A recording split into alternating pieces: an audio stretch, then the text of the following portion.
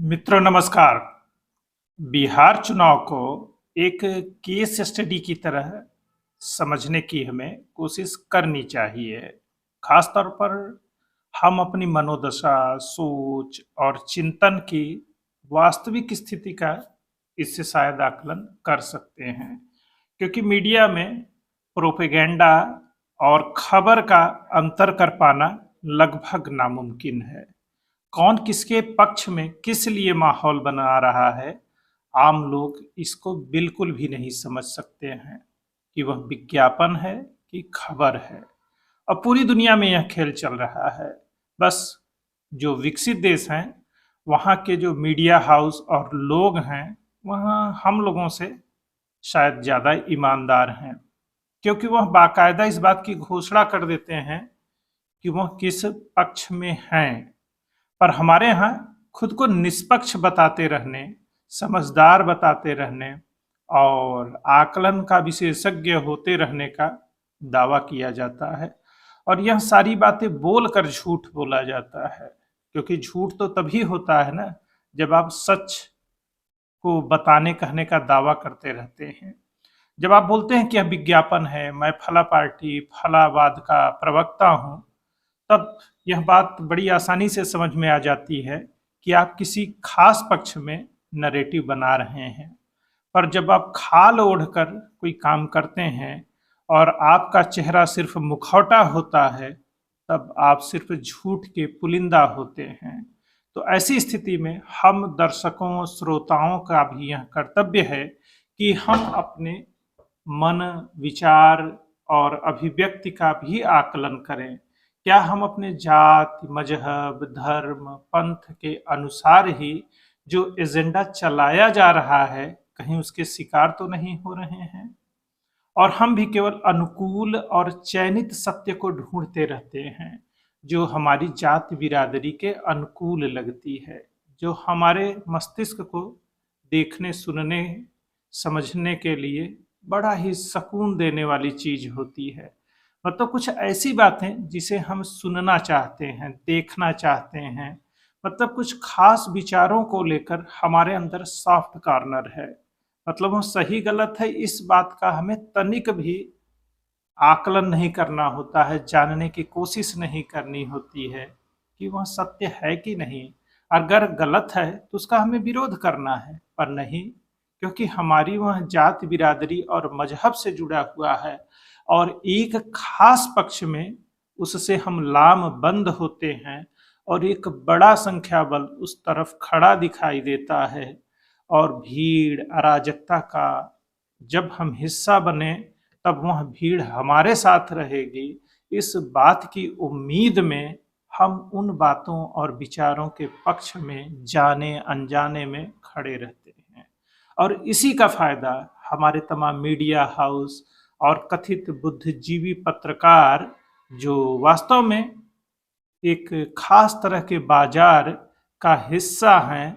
मतलब बुद्धिजीवियों का भी अपना एक बाजार है, जिसे बौद्धिक बाजार कहा जाता है, जहाँ पर विचार बेचे जाते हैं, किताबें बेची जाती हैं, आर्टिकल बेचे जाते हैं। और सोचिए कि जो ये टीवी चैनल्स और तमाम जो डिबेट होते रहते हैं, वहाँ पर वरिष्ठ पत्रकार और तमाम दूसरे लोग आते हैं, बाकायदा इस बात के लिए उन्हें पैसे दिए जाते हैं और वह एक मोटी कमाई करते हैं। और सोचिए वो लगातार एक ही व्यक्ति, दल या विचारधारा के पक्ष में माहौल बना रहे होते हैं। तो बिहार के को केस स्टडी के तौर पर देखने के लिए मैं क्यों कह रहा हूँ, वह इसलिए कि विगत कुछ दिनों से, वर्षों से आप बिहार के संदर्भ में तमाम पत्रकारों, बुद्धिजीवियों और खुद का आकलन कर सकते हैं कि आप क्या सोच रहे थे, क्या मान रहे थे, क्या जान रहे थे और आपको निरंतर क्या बताया जा रहा था। 14 तारीख को जब चुनाव परिणाम आएंगे, तो उन सारे विमर्श का आप आकलन कर सकते हैं कि वह सत्य के कितने करीब थे या सिर्फ वो प्रोपेगेंडा थे। और हमारा आपका विचार भी कहीं उसी प्रोपेगेंडा का शिकार तो नहीं था। क्योंकि जो वास्तव में जनता के बीच चीजें हैं और धरातल पर जो हो रहा है, क्या कोई बुद्धिजीवी उसको बताना, दिखाना चाह रहा है? या वह सिर्फ अपने चयनित और अनुकूल सत्य के लिए जो मुफीद है, मतलब जो उनको सूट करता है, केवल वही चीज बता और दिखा रहे हैं, जो कि आसानी से उनके प्रोपेगेंडा को आगे बढ़ाता है। एक बड़ी आबादी, हर तरह के जातीय, धार्मिक, भाषाई समूह, जहां हर विचारधारा, दल और व्यक्ति के समर्थन में पर्याप्त संख्या में भीड़ मिल जाती है। लोग नहीं, मतलब 2 4 10 लोग नहीं मिलेंगे आपको, हजारों की संख्या में मिल जाएंगे। और उसके काउंटर में भी इसी तरह लाखों की संख्या में मिल जाएंगे।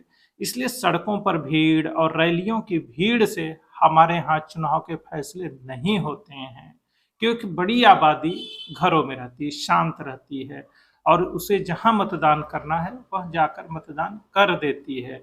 और फिर जो चुनाव परिणाम आते हैं वह चयनित सत्य, अर्ध सत्य, अनुकूल सत्य के बिल्कुल भी आसपास नहीं होते हैं, क्योंकि हमारे तमाम मीडिया हाउस के कथित पत्रकार, बुद्धिजीवी एक खास पक्ष में माहौल बना रहे होते हैं और उसी के अनुसार चीजों और खबरों को ढूंढ रहे होते हैं और लोगों को बता रहे होते हैं। तो इस बात का हमें आकलन करना है कि कौन से लोग कितना बकवास करते रहे हैं और वह सत्य के बिल्कुल भी नजदीक नहीं पहुंच पाए। सत्य तो अपनी जगह है, वह तो सत्य ही है, उसे भला किस प्रमाण की जरूरत है। और हम लोग भी अपने जातीय और तमाम दूसरे दुराग्रहों की वजह से किसी खास पक्ष के लोगों और हमारे अनुकूल, हमको सही लगने वाली बातों को लगातार देख रहे थे, आगे बढ़ा रहे थे।